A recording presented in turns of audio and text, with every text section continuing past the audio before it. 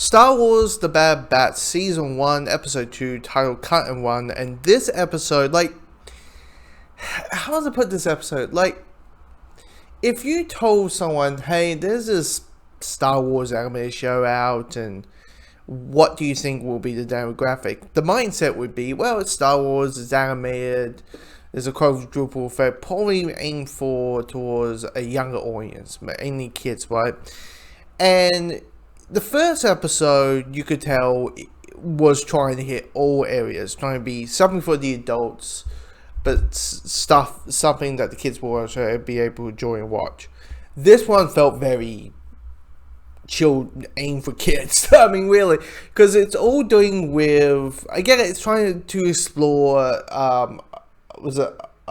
Omega and her being the child in the Bad Batch, and her being the newbie, and her, what is her place in there, and all that, and her being a kid, and her being in this new world, this new environment for the first time. I get that part, but what it comes across as, it becomes very kid-like, and the way I was watching it, definitely when it came to the music and her playing catch with the other, playing with ball with the other kids, and it kind of felt like those straight to DVD, very cheap, very, very, very, very, very cheap animated movies that you would probably find in the library.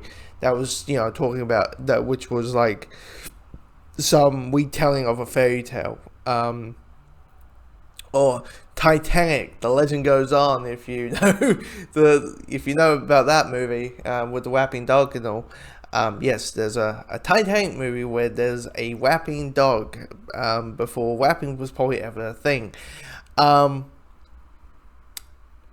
anyway, and it just felt very, I felt like I was watching a kid's show, really. But then you got all the stuff about, okay, they're trying to help this family out, they're trying to get clearance, and there's kind of a bit of a heist movie going on in this episode. I mean, that, I felt like, okay, that was neat and that was wonderful, but that's like 5 minutes. And also, like, Omega, the problem with kids' characters sometimes is they kind of become an obstacle. Like, things just happen because of them. Like, they don't listen to the parents, so they don't do this and do that, or the clucks or whatever, and it just becomes annoying for the audience, because you're like, oh, for fuck's sakes, can we, why are we in this situation? But yeah, I mean, the first episode I liked. Still, the Bad Batch do feel very, outside of Hunter,